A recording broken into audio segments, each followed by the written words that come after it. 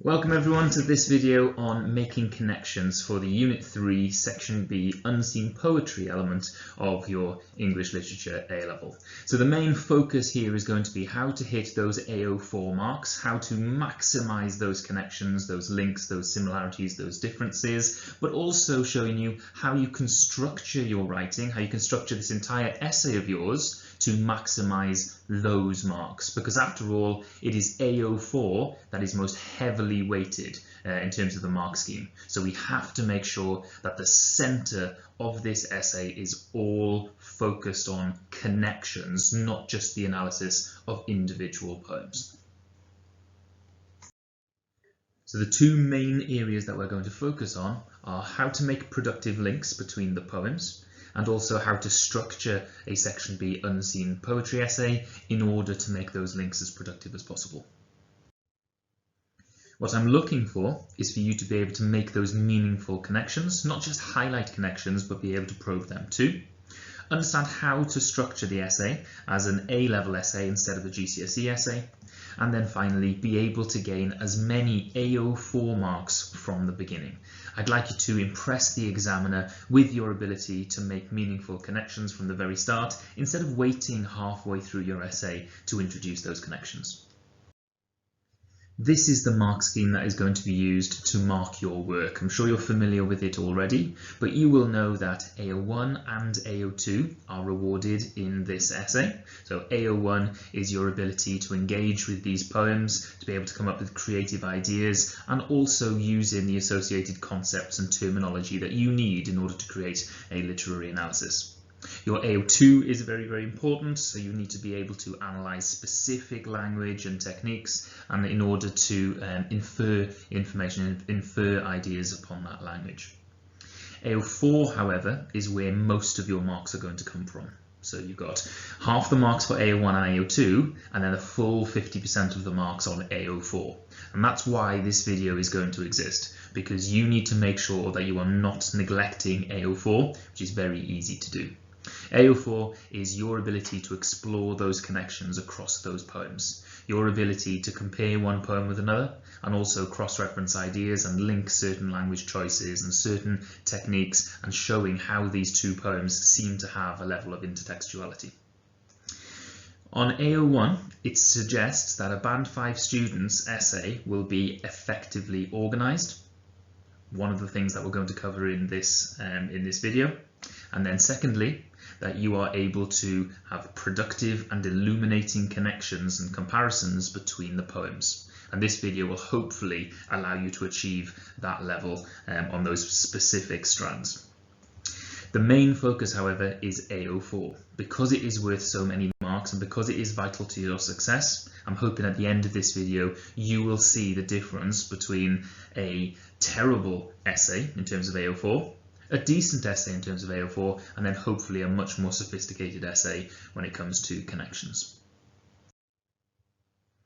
To start us off then, we need to talk about the essay structure, because structuring your essay in a sophisticated manner will give you the best chance of maximising AO4.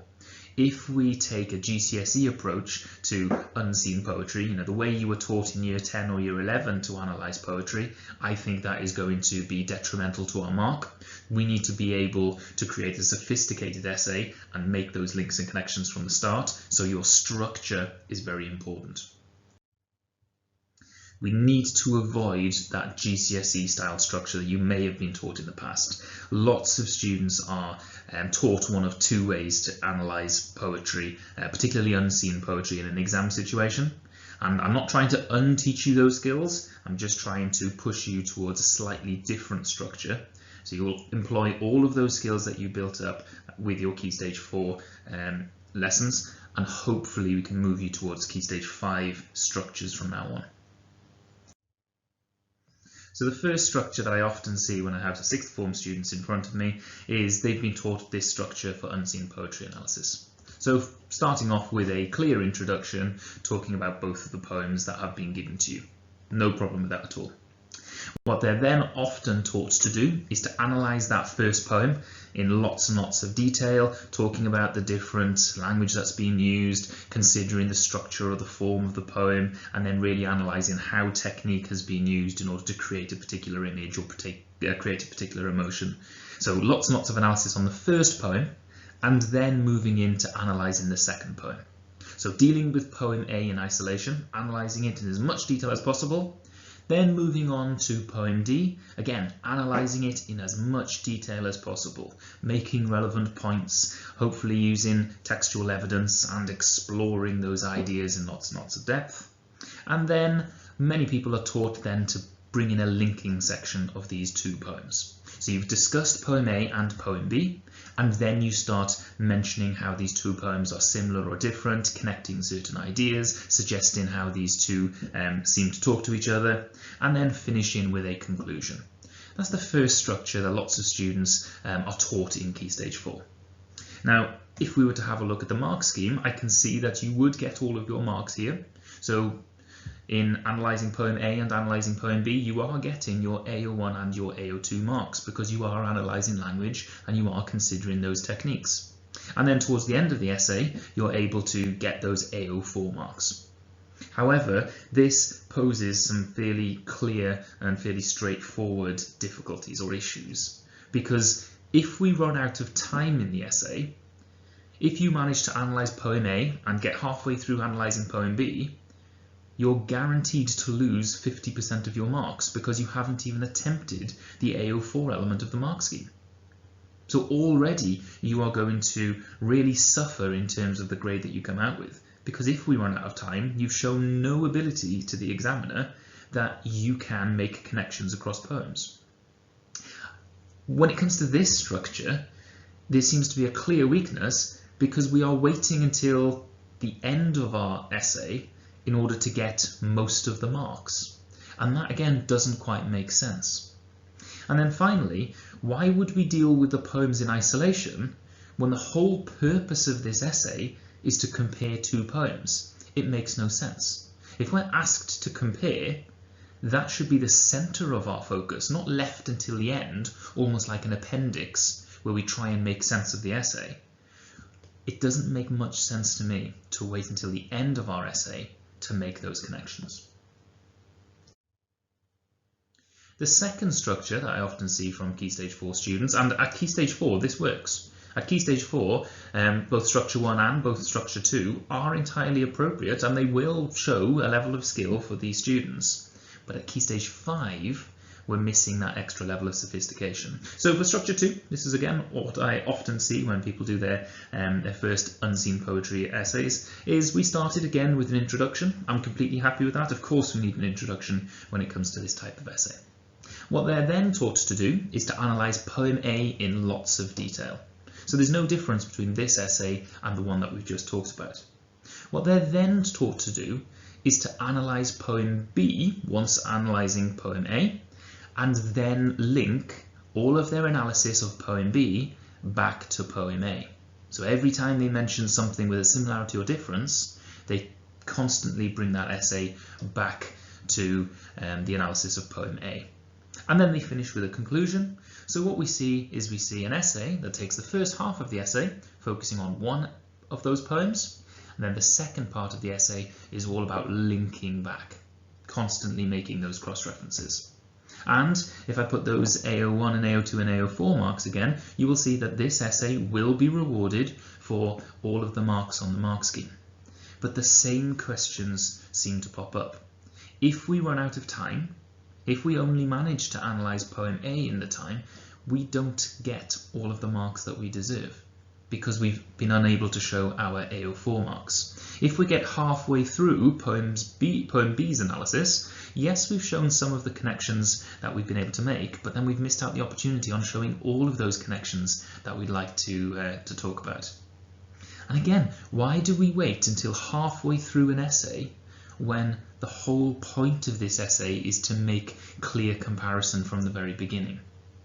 So I'm hoping these two structures have served a purpose at Key Stage 4, but now we leave those behind and we move forward into a more sophisticated structure for the essay.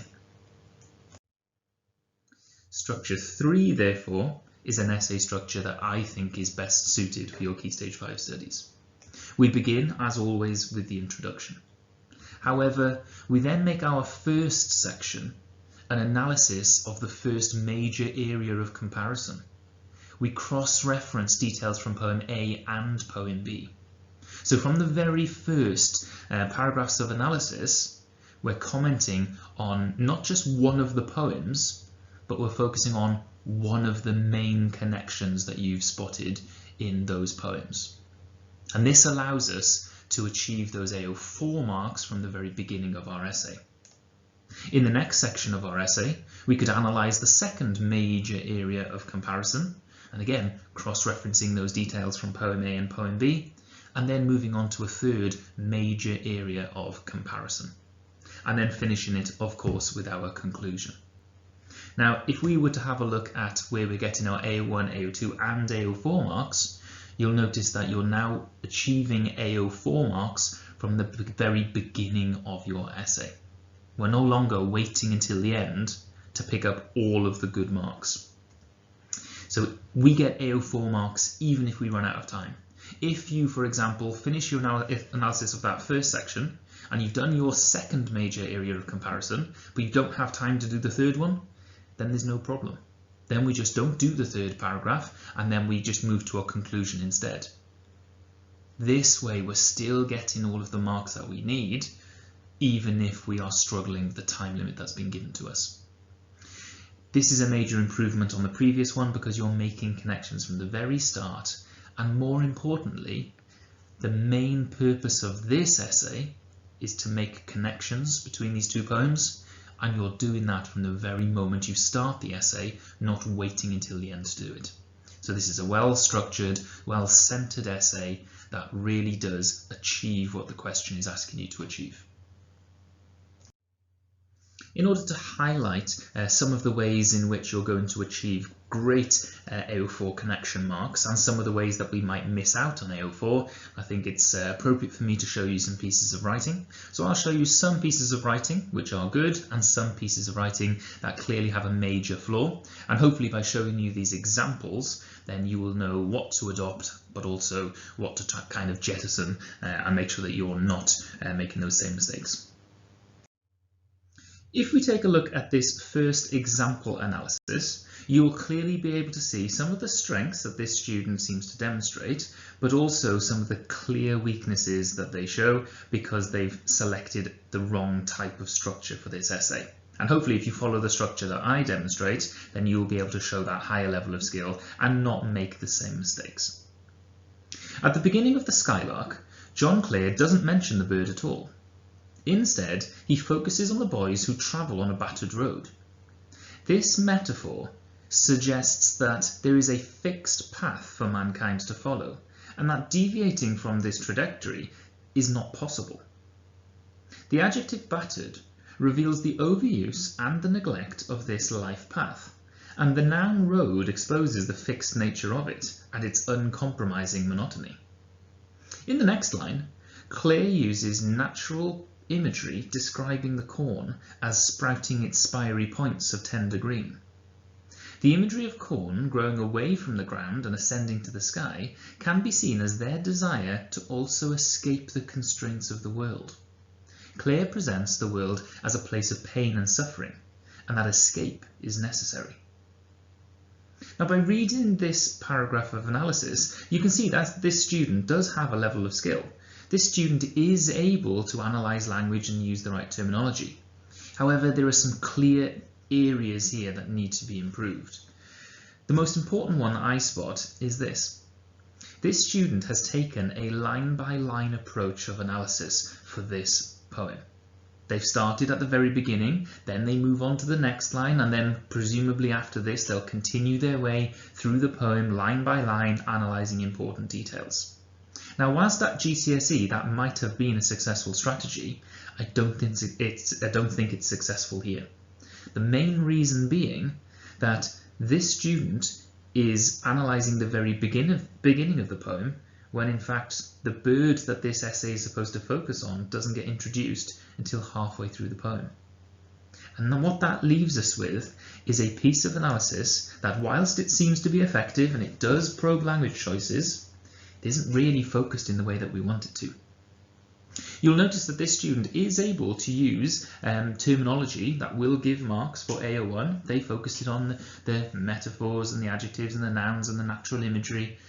They are able to make clear points about the language and techniques being used, simply in the wrong place. They're analysing things that need to be left until later. The main focus of this essay is supposed to be on the bird, not on the imagery of the boys and the battered road. You'll notice that they are able to analyse, they are able to show their understanding of the language and of the technique. So in terms of their AO1 and in terms of their AO2, they are being rewarded for their abilities. Unfortunately, they're simply not focused on the right place. Because this student is taking a line-by-line approach of analysing all of poem A first and then leaving poem B until later, they're actually looking in the wrong place. They mention the boys, they mention the path for mankind and the life path and the fixed nature and the corn and the place of pain and suffering. They are analysing the poem. Unfortunately, they're not analysing the detail that needs to be analysed, which is the bird itself. So by taking that line-by-line approach, we might actually be missing the point. Now, all of the points that this student has made are absolutely appropriate points, and they could all be put in a very sensible way and achieve great marks for, but unfortunately they've taken it at the wrong focus. So if they were to first of all explain about the highlark seems to be a symbol of hope and freedom, then absolutely they can juxtapose that with the trapped nature of the boys who must suffer a life of difficulty. Of course that can be analysed. But you need to make sure that you're foregrounding the bird, because the bird is the main focus of this essay. I've said it many times before, an essay isn't just about what you choose to write about, it's also what you choose to not write about.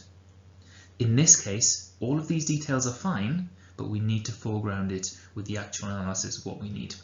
Now, in terms of the mark for AO1 and AO2, it will be compromised because they're not analysing the bird that they've been asked to analyse.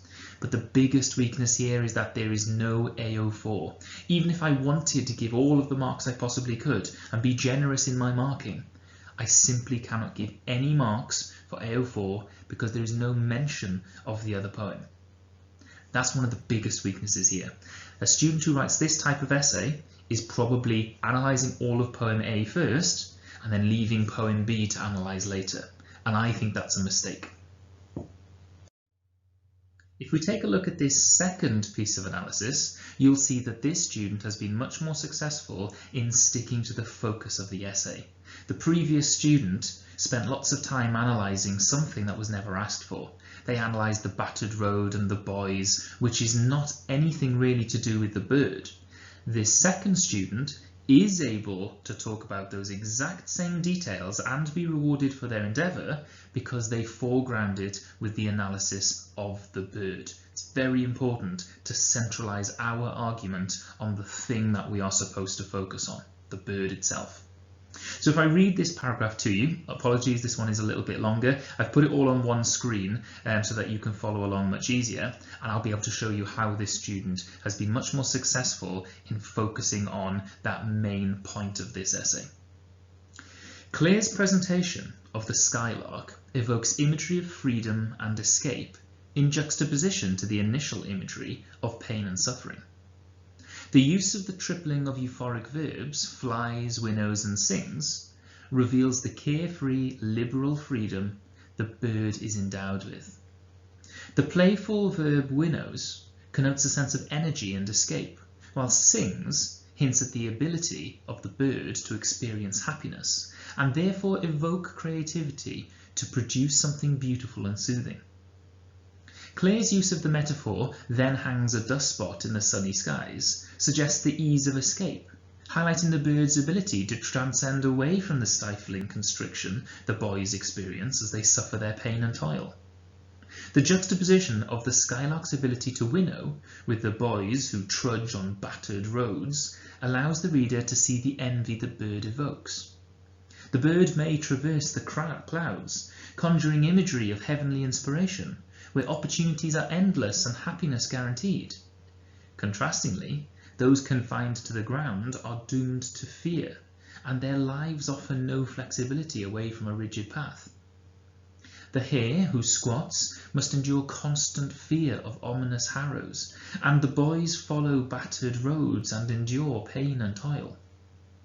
This imagery of fear and constraint is contrasted by the freedom of the bird, who may leave the ground at any time. Clare presents the bird as a symbol of hope and freedom. By listening to the skylark's song, the boys are granted a momentary reprieve, inspiring them to smile and fancy and so pass along. This student is much more likely to get stronger AO1 and AO2 marks because they focus on that main focus of the essay. This piece of analysis is all about the image of the bird, and the bird is not introduced into the poem until about halfway through. This student doesn't need to take a line-by-line approach. This student has structured it in the way that I've shown you on those previous slides, because the main focus of this essay is not, the boys. It's about how this bird is presented. And the first line of this paragraph clearly states one of the areas that they're going to focus on, which is the imagery of freedom and escape, and how that is different to the pain and suffering of those boys. In this essay, they are able to show how the bird is presented, and then later on juxtapose that with the boys, and uses all of the imagery of the boys and the battered roads to continue to make points about the bird itself. So whilst all of those points in the last essay seemed to be out of place and seemed to be in the wrong, with the wrong focus, in this essay they're all being used to add to that level of understanding about the bird. So all of the points are entirely valid, you simply must make sure you're foregrounding it with the actual focus of the essay. This student then makes lots of very sensible points using the right types of terminology about how the bird is presented. If you take a look at all of those things that I've highlighted in blue, they're all focusing on how this bird is presented, and that's exactly what this essay is asking you of. So in this piece of writing, the AO1 and AO2 marks are much stronger because they're focusing in the right place. However, there is still one major failing in this piece of writing. Whilst they've done a fairly decent job of analysing poem A, there is not one mention of poem B. There are lots of opportunities to link some of those ideas to the second poem. They simply haven't explored them.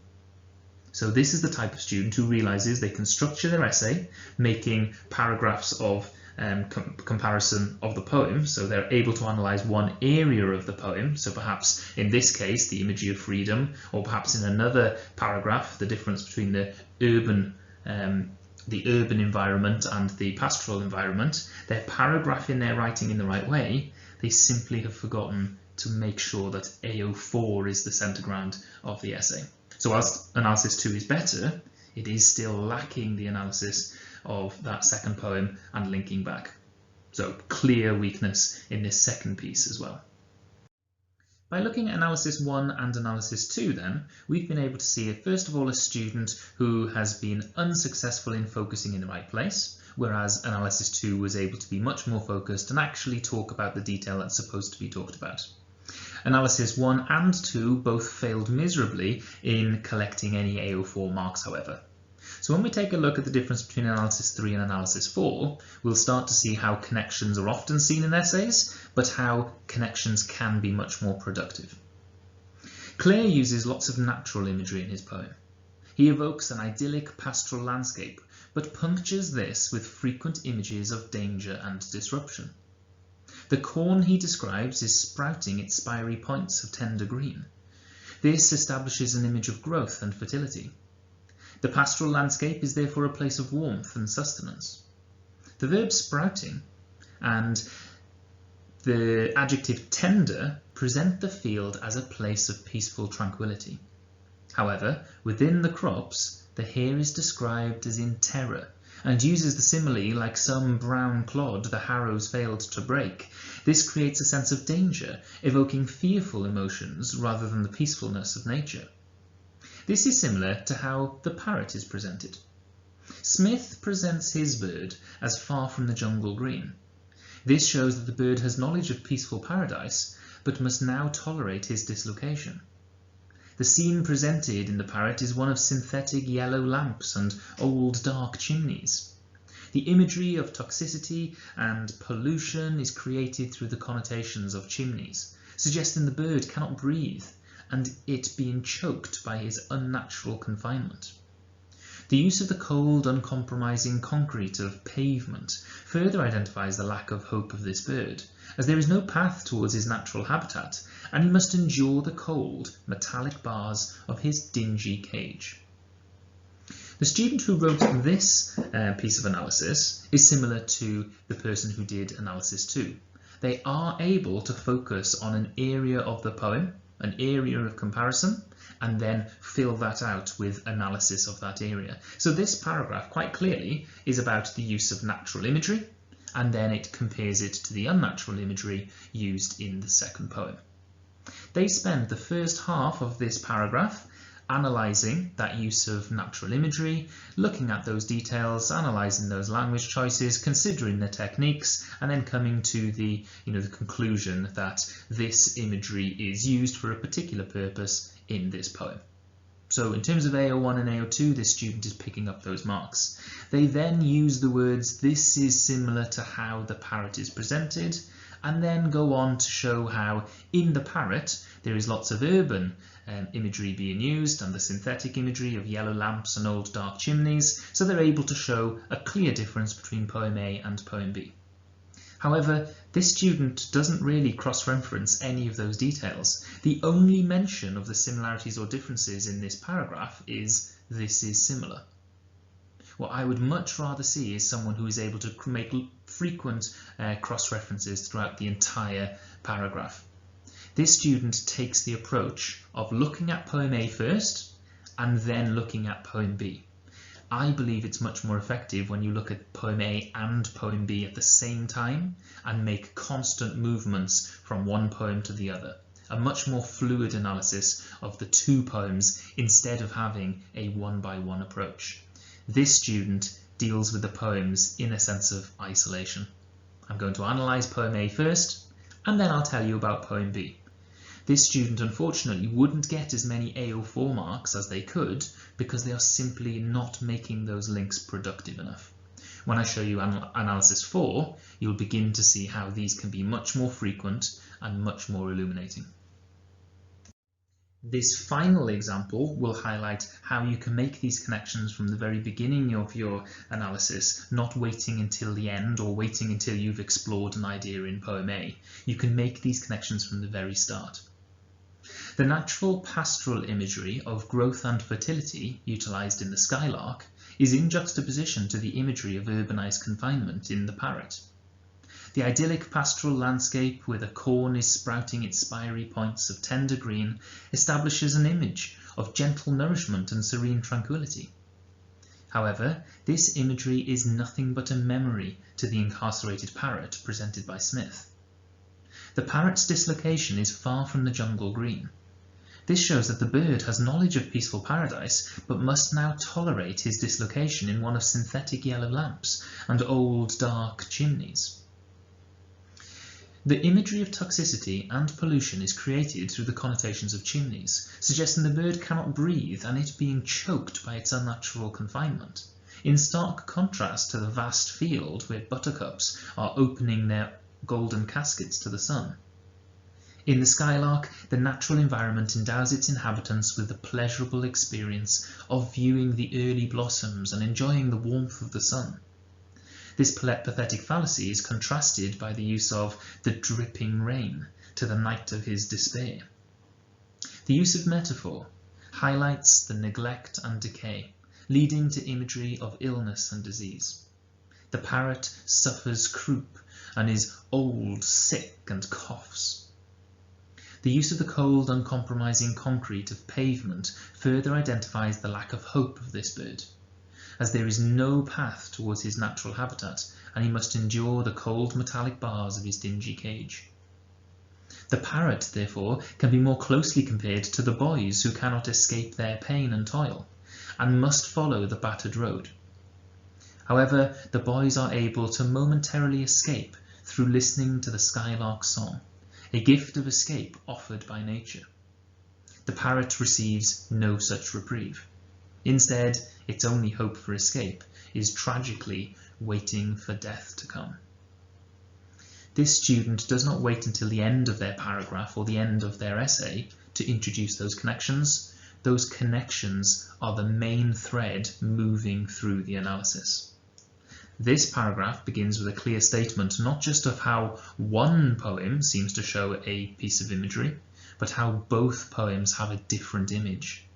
You've got one poem that seems to show natural pastoral imagery, and instead of waiting until the end to show how it's different, they say from the very beginning that that is completely different to the imagery of urbanized confinement that we see in the second poem. So the connection itself is the center of this paragraph, not making it the poem and not making it a point. It is the comparison that is foregrounded from the very beginning. And they spend the rest of this entire paragraph commenting about how different images are used in different ways in those different poems. It's all about the focus on those comparisons. If you look at what I've just highlighted in blue, in stark contrast to the vast field, completely different to the image that I was just talking about. And then I continue my analysis, and then again, okay, I've just mentioned the warmth of the sun, and however that's completely different to the second poem. We're not just waiting until the end to reveal the connections, we are revealing the connections as they appear in our analysis. So in this analysis, there are lots of fairly deep and fairly meaningful and quite illuminating comparisons between the two poems, and they form the major life force of this analysis. The whole point of this essay is to consider those areas of comparison, and the whole point of your job is to compare these two poems together. One of the biggest mistakes I think we can make is considering the comparison element an add-on at the end. It really isn't. It is the main point of this essay. If we are going to hit those band 5 marks that we all want so desperately, we have to make sure that we are structuring our writing effectively. If we can make those connections the main focus of our essay, and then continue to analyse in lots and lots of depth, then I would argue that this piece of writing is fully engaged and relevant. The relevant area of this essay is the connections. If we don't spend time analysing those connections, then our analysis seems to be irrelevant. The first analysis that I showed you wasn't relevant at all. That essay was focused on the boys and that destructive imagery, and it wasn't focused on the imagery of the birds. The final analysis I showed you was fully engaged, and it was much more relevant to the question that was asked. If we are not structuring our essay appropriately and considering those connections from the start, I would argue that it's not effectively organised. An organisation of analysing poem A and then poem B afterwards is not effectively organised in my mind. In the same way that if we don't have connections from the start, then those connections cannot be as productive or as illuminating as they should be. If while analysing poem A, you then analyse something of poem B and link the two together and therefore get to a much stronger place of understanding from that, then I would consider that one poem illuminating the other. And that's what we need from the very beginning of your essay. If we have no connections at all, unfortunately we're going to lose those 30 marks, and those are very precious marks when it comes to Unit 3.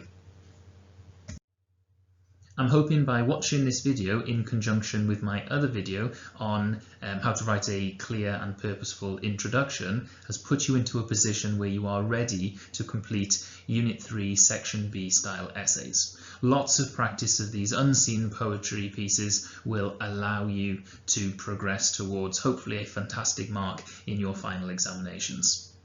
I'm hoping you've enjoyed this video. I will see you all next time. Have an utterly delightful day, and I'll see you the next time.